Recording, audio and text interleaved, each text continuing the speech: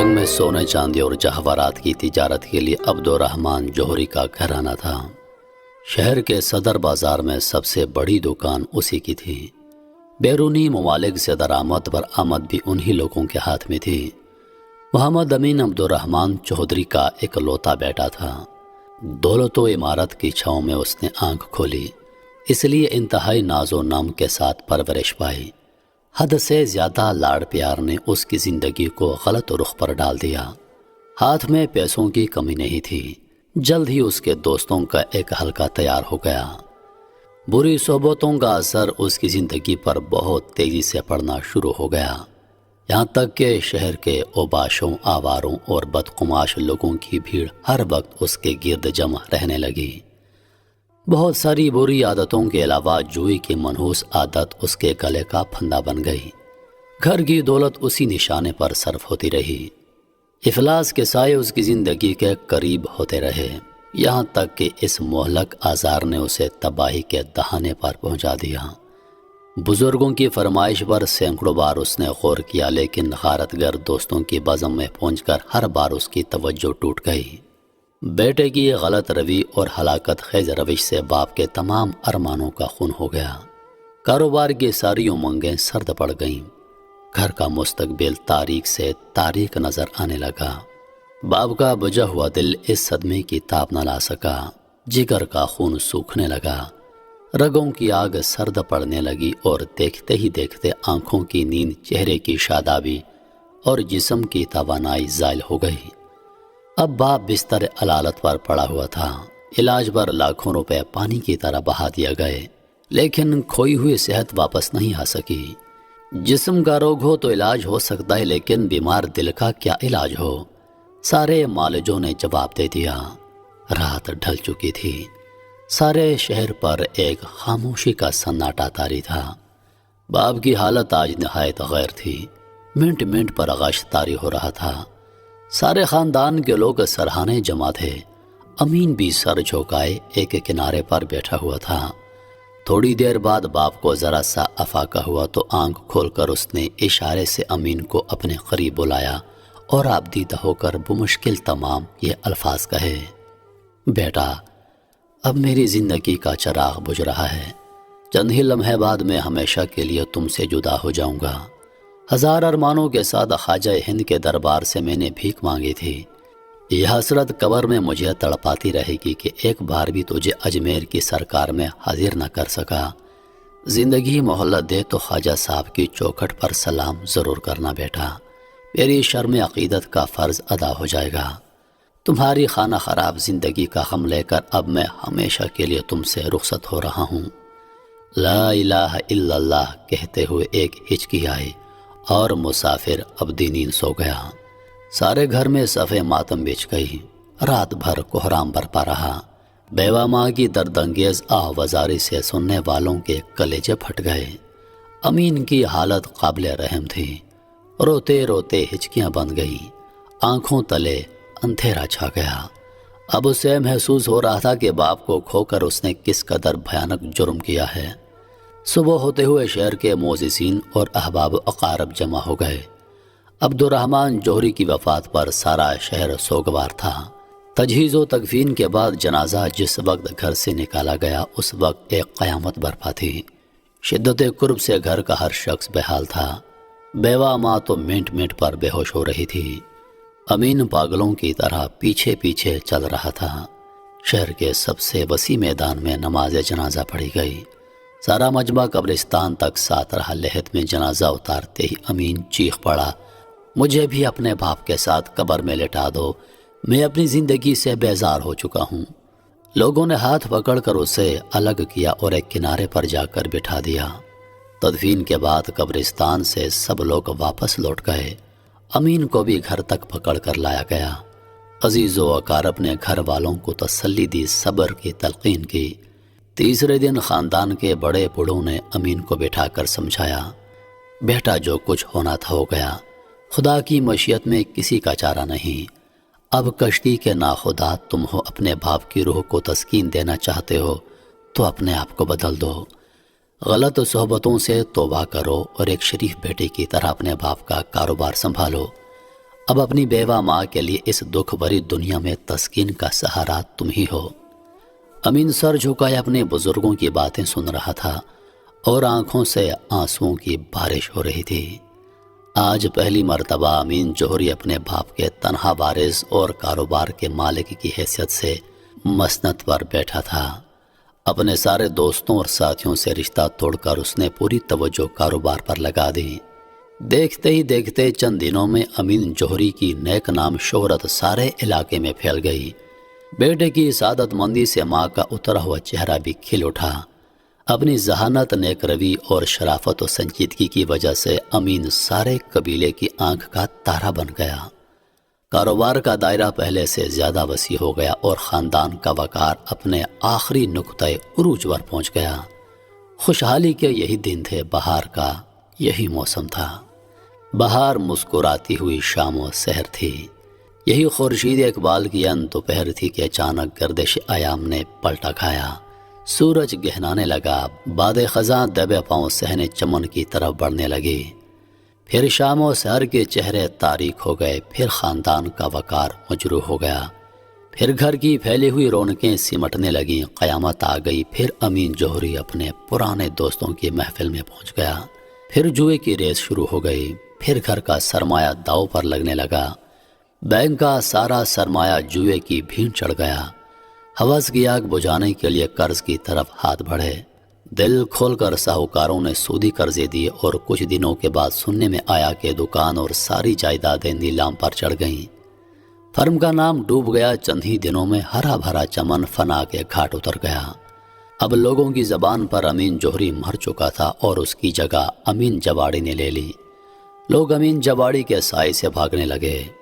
جس راستے سے گزرتا انگلیاں اٹھتی، سارا سرمایہ اور ساری جائیداد لٹا دینے کے بعد ظالم نے گھر کا سامان بھی بیچ ڈالا۔ اب نہ سماج میں کوئی عزت تھی، نہ سہارا ملتا اور نہ گھر میں گزر بسر کا کوئی ذریعہ رہ گیا تھا۔ نوبت فاقے تک پہنچ گئی۔ گھر کی جمی ہوئی محفل اکھڑ گئی، سارے رشتہ دار ایک ایک کر کے رخصت ہو گئے۔ اب گھر میں سوائے بوڑھی ماں کے اور کوئی نہیں رہ گیا تھا۔ امین جواڑی دن بھر شہر کی خاک چھانتا، اسی لالچ میں کافی دیر تک اپنے پرانے ساتھیوں کی محفل میں بیٹھا رہتا کہ داؤ جیتنے والوں سے دو چار پیسے مل جائیں اور پیٹ کی آگ بجھے۔ بوڑھی ماں مزدوری کر کے بس شام کو کھانا پکاتی، دن کا وقت فاقے میں گزرتا۔ قسمت کی برستگی پر روتے ماں کی آنکھیں خشک ہو گئیں۔ امین نہ وہ دردمند امین نہ تھا جو باپ کی جدائی کی تاب نہ لا سکا تھا۔ اب سیاکار زندگی اور لعنت زدہ ماحول نے اس کے دل کی لطافوں کو سلب کر لیا تھا۔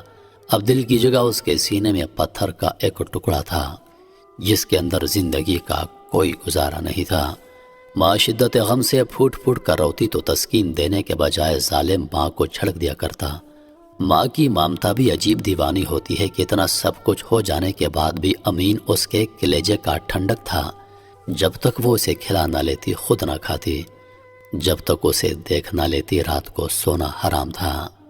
رجب کا مہینہ آ رہا تھا۔ خواجہ کے عرس کا موسم آتے ہی ملک کے کونے کونے میں ہنگامہ عقیدت کا ایک شور برپا ہو گیا تھا۔ شوق و محبت اور جوش و جنوں کے ہزاروں کارواں اجمیر کی طرف چلنے کے لیے تیار تھے۔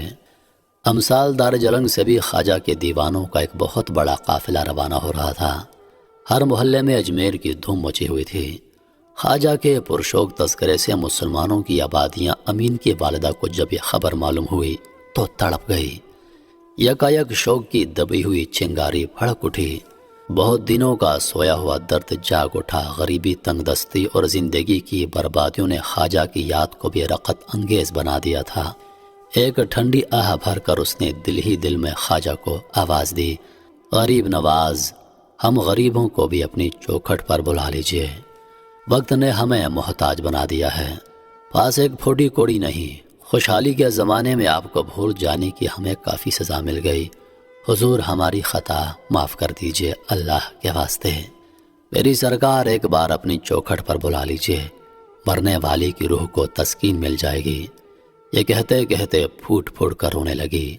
آنکھوں سے آنسوؤں کی جھڑی بند گئی۔ اسی عالم میں امین بھی کہیں سے آ گیا۔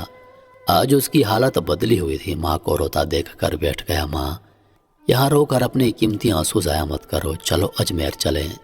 وہیں خواجہ ہند کی چوکھٹ پر جی کھول کر رو دیں گے۔ ہماری بربادیوں کا ماتم یہاں کون دیکھتا ہے؟ لوگ کہتے ہیں کہ خواجہ کے دربار میں زندگی کے ٹوٹے ہوئے آبگینے ایک لمحے میں جڑ جاتے ہیں۔ چلو ماں وہی چلیں، مرحوم باپ کی وصیت بھی پوری ہو جائے گی، اور خواجہ کو ہمارے حال زار پر ترس آ گیا تو عجب نہیں کہ ہمارے گئے ہوئے دن واپس پلٹ آ جائیں۔ تیار ہو جاؤ، قافلہ جا رہا ہے۔ آج بیٹے کا بدلا ہوا رنگ دیکھ کر ماں کا دل بھر آیا، آنکھوں میں امید کے آنسو چھلکنے لگے۔ پرشوق امنگوں کے عالم میں اٹھی اور گھر کے ٹوٹے پھوٹے برتن بیچ کر زیادہ سفر کے لیے 10 روپے کا انتظام کیا۔ ماں بیٹا دونوں گھر سے نکل پڑے اور قافلے میں شامل ہو گئے۔ جیسے جیسے اجمیر قریب آتا جا رہا تھا، امیدوں کی لگن اور شوق کی تپش بڑھتی جا رہی تھی، اور اب اجمیر تھوڑا ہی دور رہ گیا تھا۔ قافلے والے اپنا اپنا سامان درست کرنے لگے۔ امین اور اس کی بوڑھی ماں کے پاس سامان تھا ہی کیا جسے وہ درست کرتے، البتہ آنکھوں میں آنسوں کا طوفان امنڈ رہا تھا۔ دارجلنگ کے 2 مسافروں کا یہی سب سے قیمتی سامان تھا جسے وہ خواجہ کے حضور پیش کرنے کے لیے اپنی جگر کی جلتی ہوئی رگوں سے جمع کر رہے تھے۔ جلوہ جناح کی طرح پلک جھپکتے اجمیر سامنے آ گیا۔ خدا میں آستانہ زائرین کا خیر مقدم کرنے کے لیے ہر طرف کھڑے تھے۔ عاشقان خواجہ کا گروہ اپنے اپنے وکیل کے ہمراہ اسٹیشن سے باہر نکل آیا۔ جب گیٹ سے گزرنے لگے تو ایک خادم نے امین سے دریافت کیا، تمہارے وکیل کا نام کیا ہے؟ بوڑھی ماں نے آگے بڑھ کر جواب دیا، غریب نواز۔ خواجہ کا دیوانہ سمجھ کر خادم نے دوسری طرف کا رخ کیا۔ یہاں سے ماں بیٹا دونوں درگاہ مقدس کی طرف پیدل چلنے والے قافلوں کے پیچھے پیچھے چل پڑے۔ بلند دروازہ جو ہی نظر آیا، عظمت خدا داد کی دھمک سے پلکیں جھک گئیں، دل کی دھڑکنیں تیز ہو گئیں اور جوش و مسرت کی امید میں چوکھٹ پر جم گئی۔ مسرتوں اور خوش بختیوں کے راجا سنا ہے کہ دنیا کے ٹھکرائے ہوئے غم نصیبوں کو یہاں پناہ ملتی ہے۔ کروڑوں خانہ خراب آپ کے دربار سے شاد و آباد واپس لوٹتے ہیں۔ ہمیں بھی اپنی نظر نہ آنے والی چاراگاری کا ایک جلوہ دکھا دیجیے۔ ٹوٹے ہوئے دلوں کو جوڑنے والے خواجہ، ہماری بھی قسمت کا ٹوٹا ہوا آبگینہ جوڑ دیجیے۔ سرکار ایک بیوہ کی فریاد سن لو، ایک یتیم کی کشتی کو مجدار سے نکال دو۔ تمہارا بخشا ہوا پھول مرجھا گیا ہے، اسے ہرا بھرا کر دو۔ خدا میں آستانہ سے ماں بیٹوں کا بلک بلک کر رونا دیکھا نہ گیا۔ انہیں اندر لے گئے اور مزار کی پالتی کھڑا کر کے سروں پر چادر ڈال دی۔ دامن رحمت کی ٹھنڈی چھاؤں میں آ جانے کے بعد جگر کی آگ بجھ گئی، آنسوؤں کا سیلاب تھم گیا اور انجانے طور پر دل کو سکون مل گیا۔ تھوڑی دیر کے بعد باہر نکلے تو روحانی فراغت اور زندگی کا سرور چہرے سے آشکارا تھا۔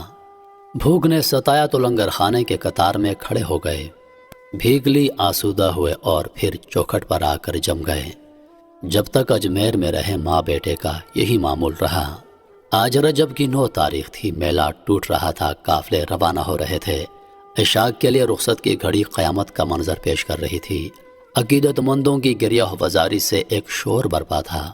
ماں بیٹا بھی ڈبڈباتی ہوئی آنکھوں کے ساتھ دربار خواجہ سے رخصت ہوئے۔ بلند دروازے سے باہر نکل کر بیٹے نے ماں سے کہا، خالی ہاتھ آئے تھے، خالی ہاتھ واپس ہو رہے ہیں۔ سنا تھا یہاں ایک لمحے میں تقدیر کی کایا پلٹ جاتی ہے۔ ماں نے جواب دیا، بیٹا جو کچھ تم نے سنا غلط نہیں ہے، یہاں قسمت کی گرہ کھل جاتی ہے پر ہاتھ نظر نہیں آتا۔ ایسا بھی ہوتا ہے کہ دامن بھر جاتا ہے لیکن دامن والے کو خبر نہیں ہو پاتی۔ بیٹا عارفوں اور اہل نظر کی یہ دنیا دیوانی نہیں ہے جو ہر سال بھکاریوں کی قطار میں یہاں آ کر کھڑی ہو جاتی ہے۔